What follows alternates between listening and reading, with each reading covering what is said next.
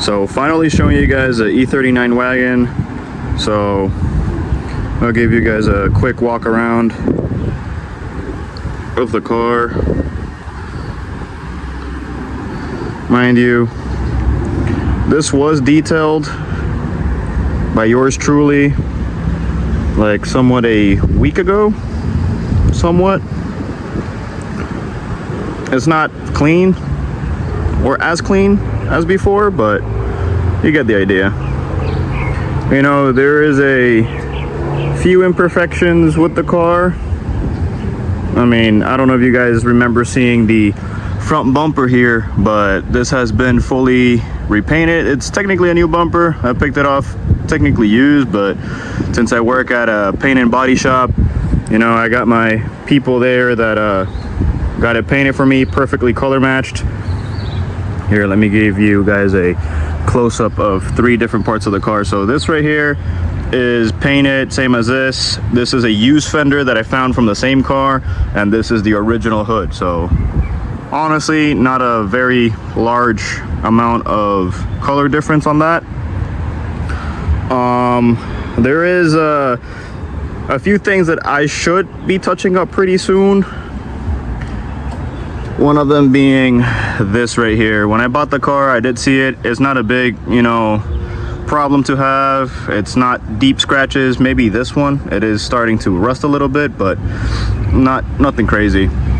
And then another one, very common on wagons or E39s of this era, right here. I don't know if you guys can see, starting to bubble up. Water sits in here whenever you wash the car, rains or whatever.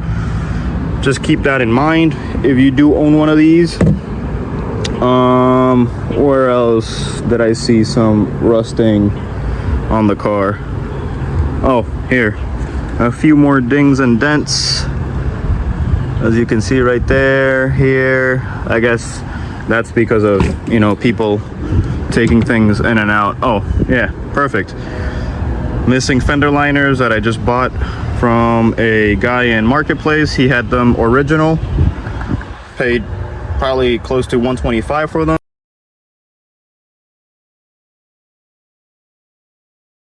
Both front and left. And oh, here, perfect. Another rust spot. Probably have to take this quarter glass out and then get that treated, but other than that, the car is pretty minty.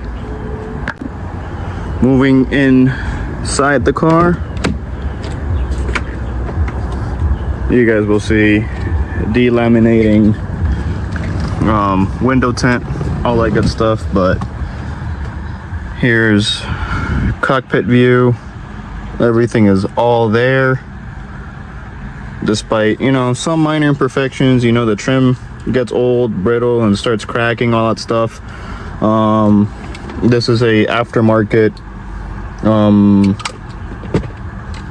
aux thing that the old owner installed, including our super old OEM iPod connector from back in the day. Oh, this is really hard to do with one hand, so bear with me right here.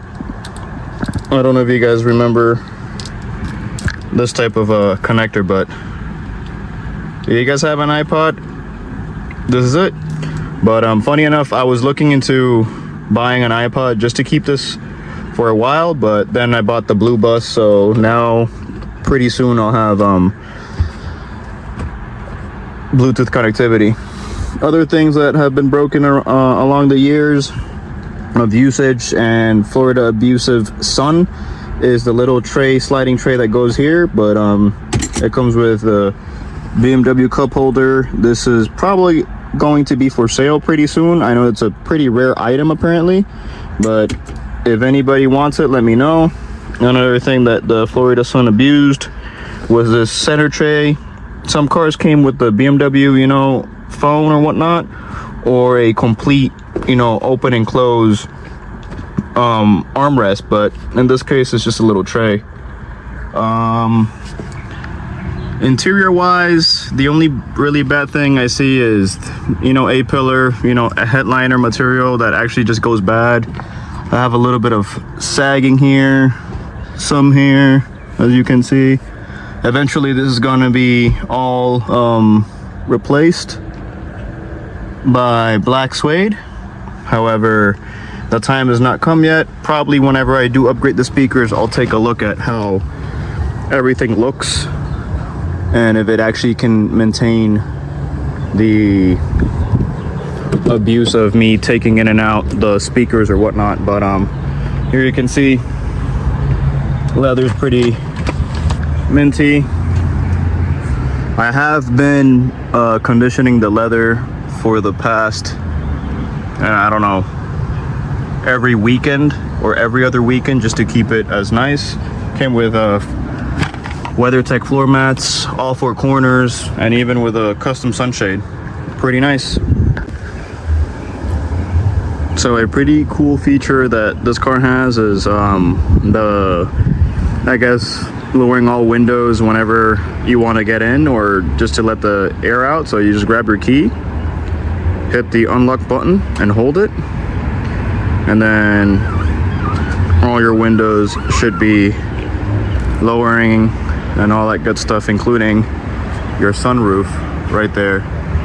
And then if you want to close it, being outside of the car, you just do the reverse thing. Just lock the car and hold it, and you'll see everything closing back up. Forget the squeak.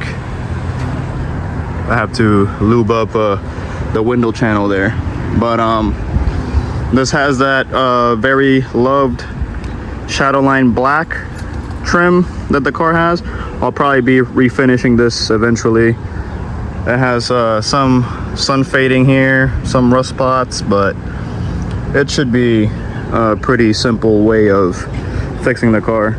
If anybody has the taillights on LEDs from the updated model, let me know. I'm pretty interested on them. These are, I haven't really tried to sand them down and see if they're any better, but I do need to mess around with that. The first thing on the line of business for me has always been, you know, polishing the headlights. Whenever I bought the car, better said, they weren't as good. The actual plastic is fading already. I don't know if you can tell. This is already polished, and that's from 600 grit up to 3000 and everything in between. And let's see if I can find some new headlights for this thing. They are the Xenon ones, so they are quite expensive. Brand new each for, I mean, yeah, brand new each side is $600, and that is a hefty amount. And most of the cars that I find in the junkyard don't really have the Xenon package. So moving back inside the car, another cool feature that this car has is how it actually turns on, or the way that you can turn it on. In regular cars, you have to stick your your key in, and then you got to turn it and hold it until, you know, the car starts up and it's fully cranked over. And this car, technically, you can just grab the key and just bump it, and the entire car just starts. One tap, all that good stuff. Sorry about the AC. Let's bring that thing back down, therefore I can show you my biggest pet peeve right now, and everybody can tell you about those pixels on your screen. I kind of hate it. You know, there is a fix to it. You can't really tell any of the things that is going on here on the screen. This is supposed to say consumption, you know, your miles per gallon, all that stuff. This is dead. This is between, I believe, miles to kilometers. Speed, it's just a little bit distorted. I mean, there is a fix to it. You just have to buy a ribbon cable.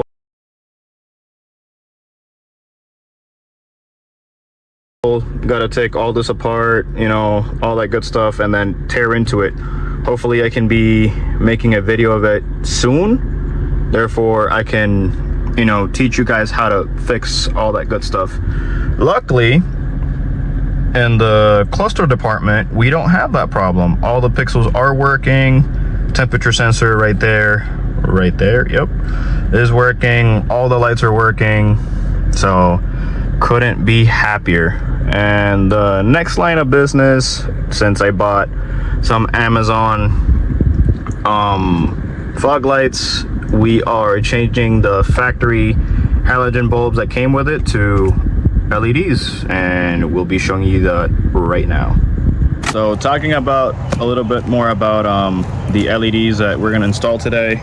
Nothing crazy. I'm pretty sure most, if not all, you guys know how to install LEDs for your fog lights. It's not that hard, but I do want to talk about this product that I've been using for quite some time now. I've had it on my Lexus, I've had it on all my other dailies and all that good stuff, and it's the brand from Sealight.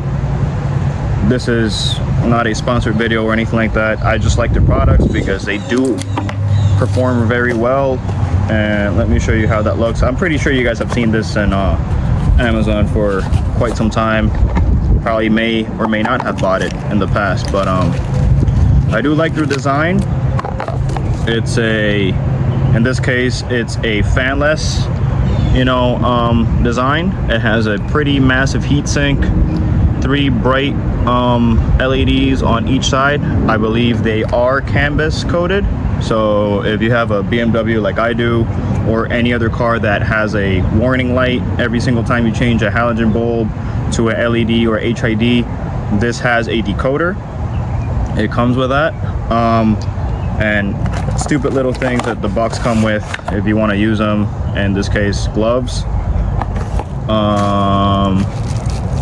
Let's see here. I believe there's zip ties and double-sided tapes and screws, just in case if you want to move stuff around. Yep, you got your zip ties just to hold that canvas instead of having it flapping around or whatnot, or double-sided sticky tape in order for you to just stick it somewhere else and where it doesn't make any noises when you're driving. So to install these LED lights, nothing crazy. Like I said, I'm pretty sure you guys have done this before.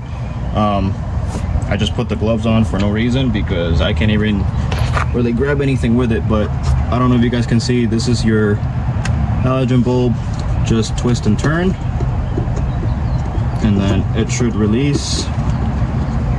Mind you, these are your Amazon special fog lights. In this case, I don't really have the clips on the side. I don't know if you can see that. It's broken from old owner. You would have to unclip that, put that back in. Unclip that, pull it out, grab your LED and slap it in. So once you have that grabbed in, figure out your polarity. I'm pretty sure you guys can see the positive and minus, therefore you know your polarity here, right there. And usually in German cars, I don't know if you guys can see the color coding on the cables, but brown is usually your ground, and the other color, it could be red, blue, yellow. In this case is yellow and brown. That is your positive. So match that up with the polarity of the bulb, connect that right there, find the good socket, find the hole pull, try to match it up with where it goes, and then turn it, and you should be locked in, just like so. And it's literally rinse and repeat for the other side. I did forget to mention that you do have to turn the wheel, and if you do have fender liners, you wouldn't be seeing any of this, and you would have to remove it to get access to the bulb. But since I don't have fender liners, I guess I'm lucky in this case. They are in the trunk, as you guys saw. But yeah, it's rinse and repeat on the other side, and later tonight, whenever the beautiful Florida sun comes down, I will show you the fog light performance. So after you're all done, next thing to do is technically go inside your car, fully turn it on if you actually like to. Let's see, everything is on. let's click that parking lights on, since this car does that, and it actually has the fog lights on with the parking lights. Let's see how it goes. Oh, I forgot to mention this. So after that, you actually do need a scanner to actually delete the code of the fog lamps until the canvas actually reads, or sometimes if you're lucky, maybe in this case I am, it just auto deletes itself, therefore you don't have to take a look at that. So lower your windows, don't lock yourself out of your car if you do decide to close the door like I usually do. But let's take a look. They are on, and yes sir, that's right, it's on. This might be just flickering because I might have a bad connection, or just be a bad bulb. So hopefully you guys can hear me over the engine. I have the car running just for it not to discharge my battery, but I don't know if you guys can see here, the flickering is caused just by a bad ground. I do have a frayed wire. Let me zoom into it really quick, therefore you guys can actually see. I'll be doing a repair off camera just to make it not flicker anymore. It is quite annoying. And lastly, I did want to point out that the old owner did do some modifications to this. I don't know if you guys can see right there where that opening is at. That is where the old scuba tank, or the other one of these, actually went, and he decided to chop it off. So let's give you guys a good exhaust clip. Oh. Let's set this right here